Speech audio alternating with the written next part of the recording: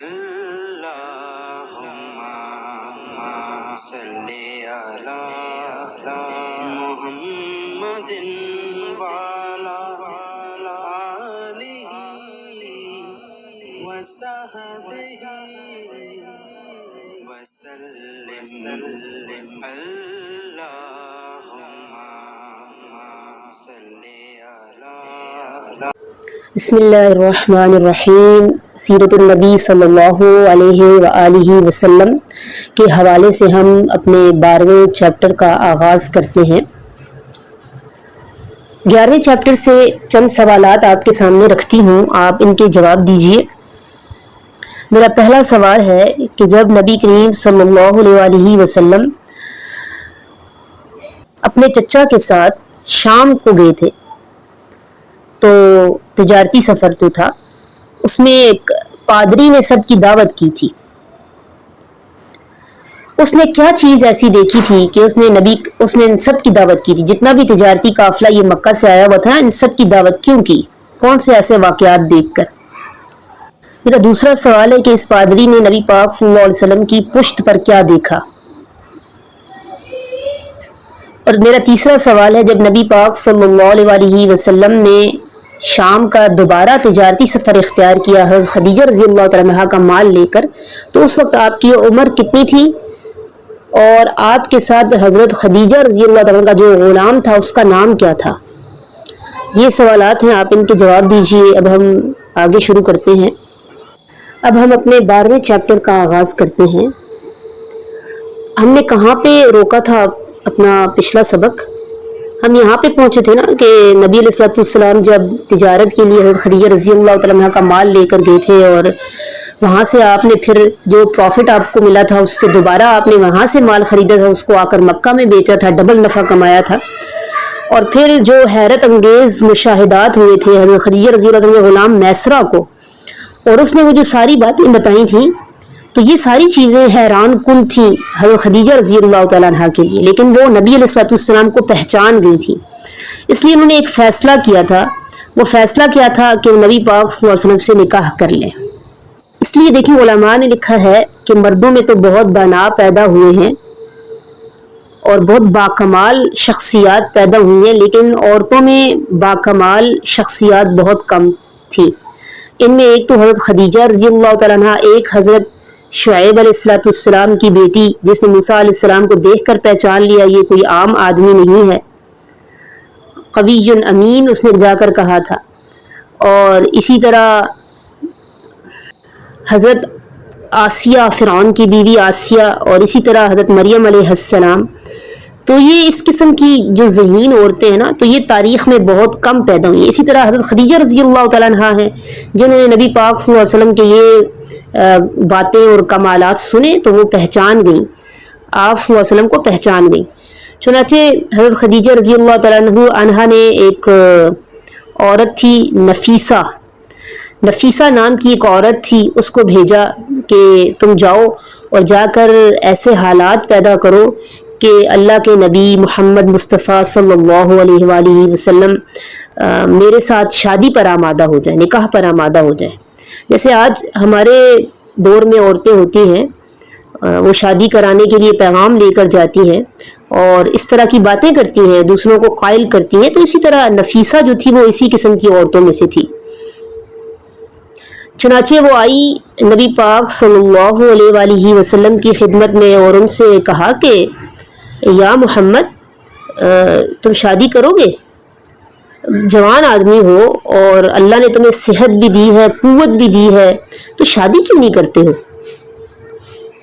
نبی پاک صلی اللہ علیہ وسلم نے جواب دیا کہ شادی تو میں کرنا چاہتا ہوں، لیکن سوال یہ ہے کہ کس چیز سے شادی کروں؟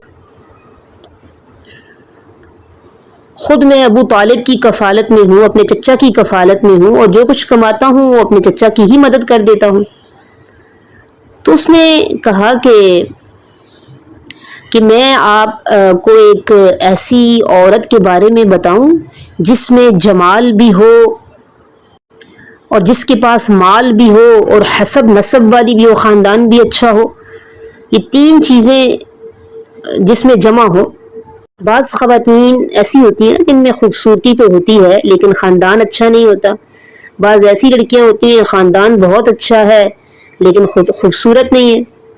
اور بعض ایسی ہوتی ہیں جن کے پاس مال ہی کوئی نہیں. تو یہاں وہ نفیسہ قائل کر رہی ہے کہ خوبصورت بھی ہے، خاندان بھی اچھا ہے اور مال بھی ہے. پھر وہ آپ صلی اللہ علیہ وسلم سے پوچھ رہی ہیں کہ اگر یہ 3 صفات کسی خاتون میں جمع ہو جائیں تو کیا آپ رغبت رکھتے ہیں اس سے شادی کرنے کی، ایسی خاتون سے شادی کرنے کی رغبت رکھیں گے؟ تو نبی کریم صلی اللہ علیہ وآلہ وسلم نے جواب دیا کہ پھر کسے رغبت نہیں ہوگی، مجھے بھی رغبت ہوگی، میری بھی رغبت ہے. تو پھر نبی پاک صلی اللہ علیہ وسلم نے پوچھا کہ کون سی ایسی عورت ہے جن میں یہ تینوں صفات جمع ہیں؟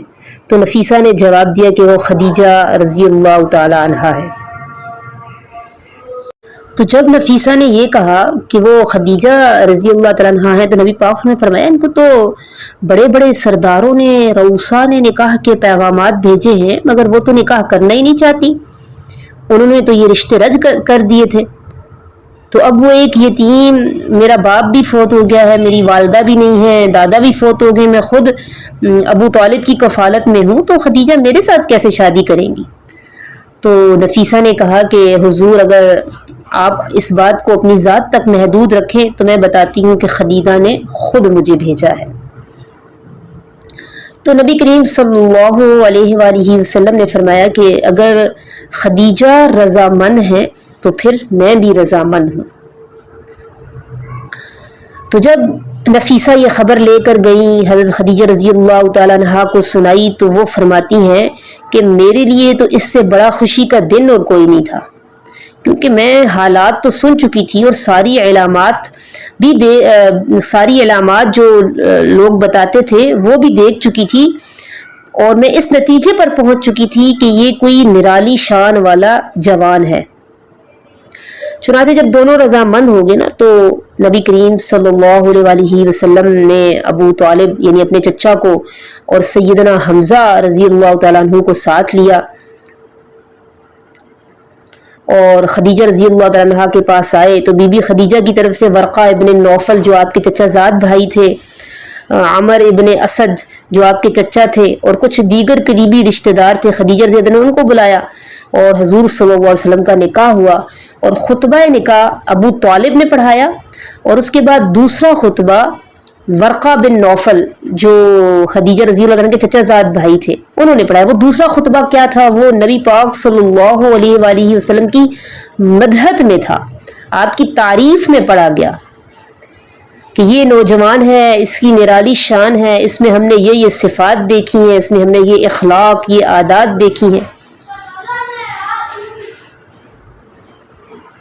اور ورقہ ابن نوفل نے حضرت خدیجہ رضی اللہ تعالیٰ عنہا سے بھی کہا کہ میری رائے میں اس وقت دنیا کی سب سے زیادہ خوش قسمت اگر کوئی خاتون ہے تو وہ آپ ہے. اور نکاح کے وقت حضرت خدیجہ رضی اللہ تعالیٰ عنہا کی عمر 40 سال اور نبی پاک صلی اللہ علیہ وسلم کی عمر 25 سال تھی. اور حضرت خدیجہ رضی اللہ تعالیٰ عنہا کی اس سے پہلے 2 شوہروں سے شادی ہو چکی تھی اور نبی پاک صلی اللہ علیہ وسلم کی پہلی شادی تھی. اور نبی پاک صلی اللہ علیہ وسلم کو جو اللہ نے اولاد دی ہے سوائے ایک بچے کے سب وہ حضرت خدیجہ رضی اللہ تعالیٰ عنہا سے تھے. ہوا اور بعض لوگ یہ کہتے ہیں کہ نبی پاک صلی اللہ علیہ وآلہ وسلم کے بیٹوں کے نام طیب اور طاہر بھی تھے. تو یہ وہ غلط کہتے ہیں، نبی پاک صلی اللہ علیہ وسلم کے بیٹوں کے نام طیب اور طاہر نہیں تھے. آپ کا پہلا بیٹا قاسم تھا، دوسرا بیٹا عبداللہ تھا، اور عبداللہ کے 2 لقب تھے.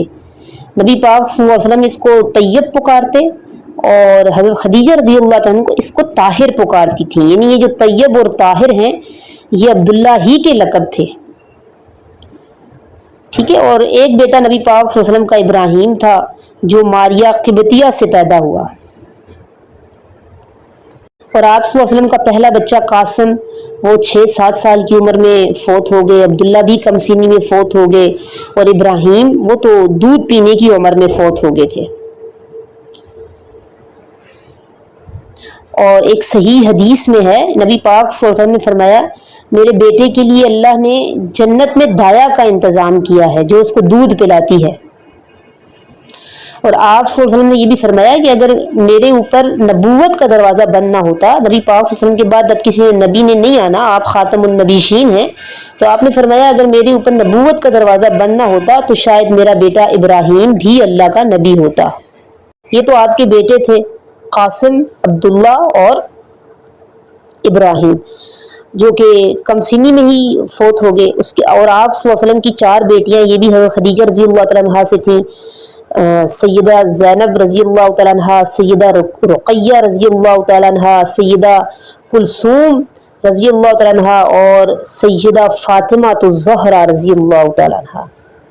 اب یہاں پہ ایک اور بات بھی سمجھ لیں، دیکھیں جو دشمنان اسلام ہیں، خاص طور پر یہودی صہیونی مستشرقین، ان کے بڑے بڑے رائٹرز، وہ مسلمانوں کو دھوکہ دینے کی کوشش کرتے ہیں اور پروپیگنڈا کرتے ہیں کہ بھئی نبی پاک صلی اللہ علیہ وسلم نے اتنی شادیاں کی، جیسے سلیمان رشدی ہے بدبخت، جیسے تسلیمہ نسرین بدبخت ہے، اس قسم کے جو ملعونین ہیں ان کو اصل میں بغض تو ہوتا ہے اسلام سے اور دین محمد صلی اللہ علیہ وسلم سے، تو وہ پھر پروپیگنڈے کرنے کے الزام لگانے کے بہانے تلاش کر رہے ہوتے ہیں کہ کوئی ہمیں موقع ملے، تو وہ پھر موقع ڈھونڈتے ہیں اور وہ جواز تراشتے ہیں کہ بھی دیکھو ہمارے نبی جو عیسیٰ علیہ السلام ہیں انہوں نے تو ایک بھی شادی نہیں کی اور حضور پاک نے 11 شادیاں فرمائیں، تو نعوذ باللہ ثم نعوذ باللہ، آپ کو تو بس عورتوں کا ہی ہر وقت خیال تھا۔ یہ سراسر ایک الزام ہے۔ دیکھیں ہمارے جو سوسائٹی میں ایک عام معمول ہے، اگر آپ کا بیٹا جس کی عمر 25 سال ہو تو ہم میں سے کوئی بھی ایسا نہیں ہے جو اس کے لیے 40 سال کی بیوی ڈھونڈے، اور خود حضرت خدیجہ رضی اللہ تعالیٰ عنہا کے اس سے پہلے 2 نکاح ہو چکے ہیں۔ اور پھر یہ بھی دیکھیے کہ جب تک حضرت خدیجہ رضی اللہ تعالیٰ عنہا زندہ رہیں، نبی پاک صلی اللہ علیہ وسلم کے نکاح میں آنے کے بعد وہ مزید 25 سال زندہ رہیں۔ نبی پاک صلی اللہ علیہ وسلم 50 سال کے ہو گئے تو تب حضرت خدیجہ رضی اللہ تعالیٰ فوت ہوئی، اور اس سارے عرصے میں نبی پاک صلی اللہ علیہ وسلم نے کوئی شادی نہیں کی۔ یہ جو جوانی کا ایک گولڈن پیریڈ تھا 50 سال، وہ آپ نے ایک 40 سالہ بیوہ خاتون کے ساتھ گزار دیے۔ دیکھیں اصل چیز جو سمجھنے کی ہے وہ یہ ہے کہ نبی پاک صلی اللہ علیہ وسلم کی کوئی بھی شادی اپنی مرضی اپنی منشا سے نہیں ہوئی، بلکہ یہاں پہ بھی اللہ تعالیٰ نگرانی فرما رہے ہیں اور اللہ تعالیٰ کے فیصلے ہیں۔ اس کی میں مکمل جو ڈیٹیل بتاتی ہوں تفسیر و سورہ احزاب میں بتاتی ہوں، تھوڑا سا یہاں بتا دیتی ہوں۔ دیکھیں اس کے بعد نبی پاک صلی اللہ علیہ وسلم کی حضرت سودا سے شادی ہوئی، وہ بھی 55 سال کی ایک بیوہ خاتون تھی۔ لیکن ہمارے لیے سوچنے کی بات یہ ہے کہ جس نبی کے اٹھنے پہ، سونے پہ اور ان کے ہر کام پہ اللہ تعالیٰ کا پہرا ہے، اللہ تعالیٰ حفاظت فرما رہے ہیں، تو اس پیغمبر کی شادیاں منشائے خداوندی کے بغیر کیسے ہو سکتی ہیں؟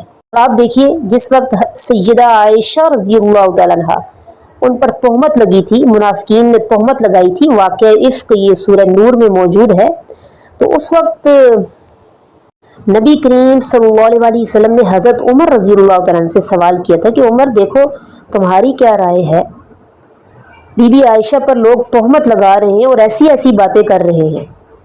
آپ صلی اللہ علیہ وسلم تکلیف میں تھے، حضرت عمر سے رائے لی، تو حضرت عمر رضی اللہ تعالیٰ عنہ نے فرمایا کہ حضور ویسے تو یہ آپ کا داخلی معاملہ ہے، اس میں میرا حق نہیں ہے بولنے کا، لیکن آپ رائے لے رہے ہیں تو مجھے اجازت دیں میں 1-2 باتیں آپ سے پوچھ لوں۔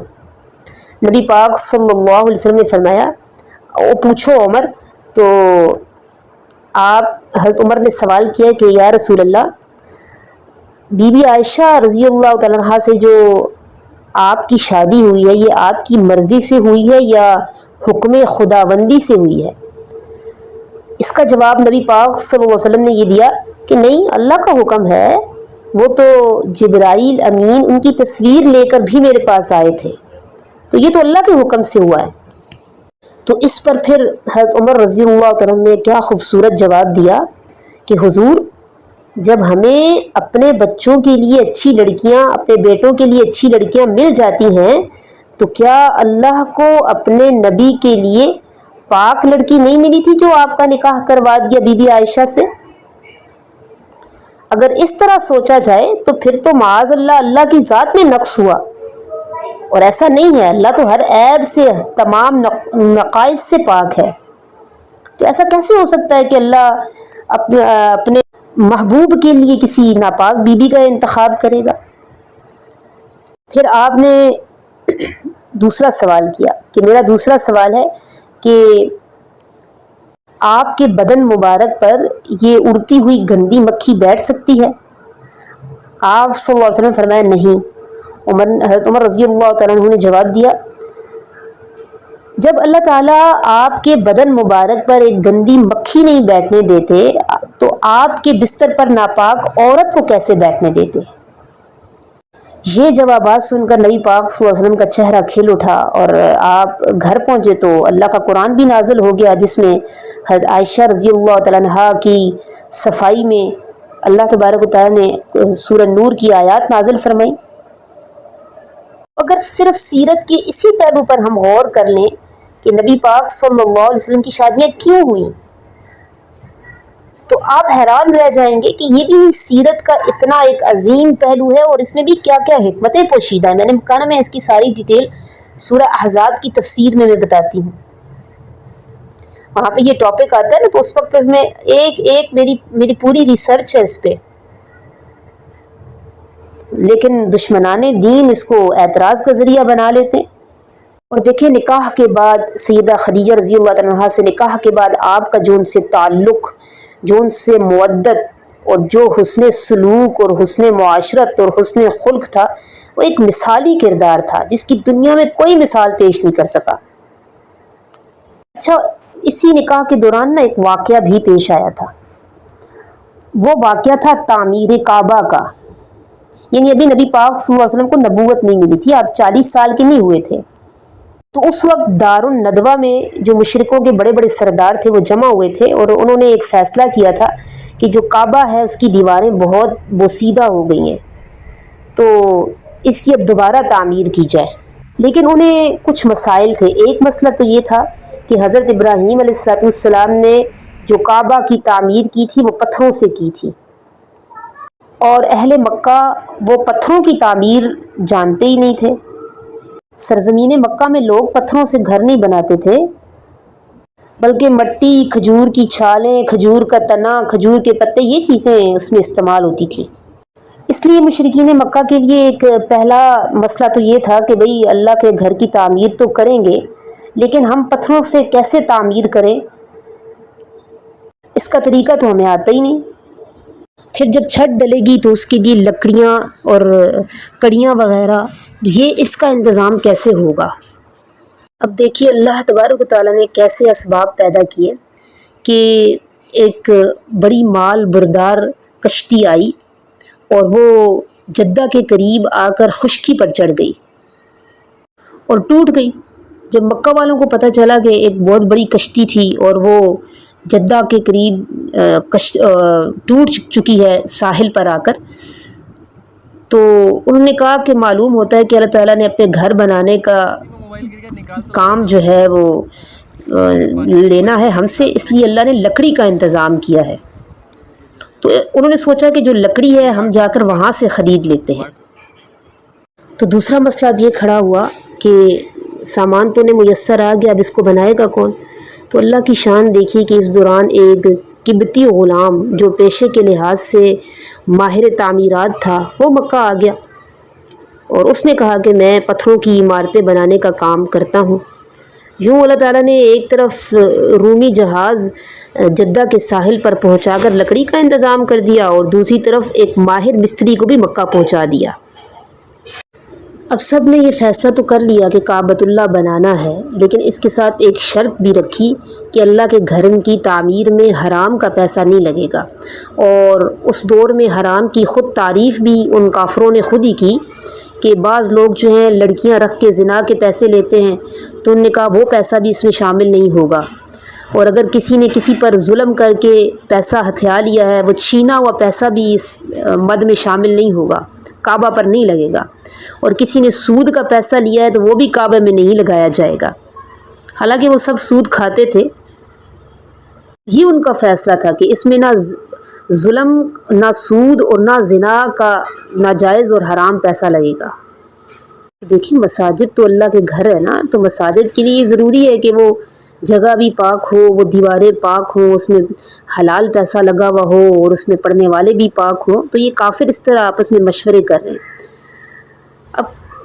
اب انہوں نے پیسے جمع کیے، لیکن جو پیسے جمع ہوئے وہ اتنے زیادہ نہیں تھے کہ کعبۃ اللہ کی عمارت مکمل تعمیر ہوتی. تو دیکھتے ہیں پھر اب اس سے آگے اگلے چیپٹر میں پڑھیں گے، چیپٹر نمبر 13 میں، کہ اس سے آگے پھر انہوں نے کیا فیصلہ کیا. کیا انہوں نے حرام مال اس میں شامل کر دیا؟ کیونکہ حرام مال تو شامل نہ کرنے کا وہ فیصلہ کر چکے تھے نا. تو دیکھتے ہیں وہ کیا ڈیسیژن لیتے ہیں، کیونکہ حلال کا پیسہ تو اتنا نہیں ہوتا، تو جتنا جمع ہوا تھا اس میں تو تعمیر نہیں ہو سکتی تھی. یہ ہم اس سے آگے کی جو واقعات ہیں وہ انشاءاللہ نیکسٹ ایپیسوڈ میں سنیں گی. وما علینا الا البلاغ. السلام علیکم.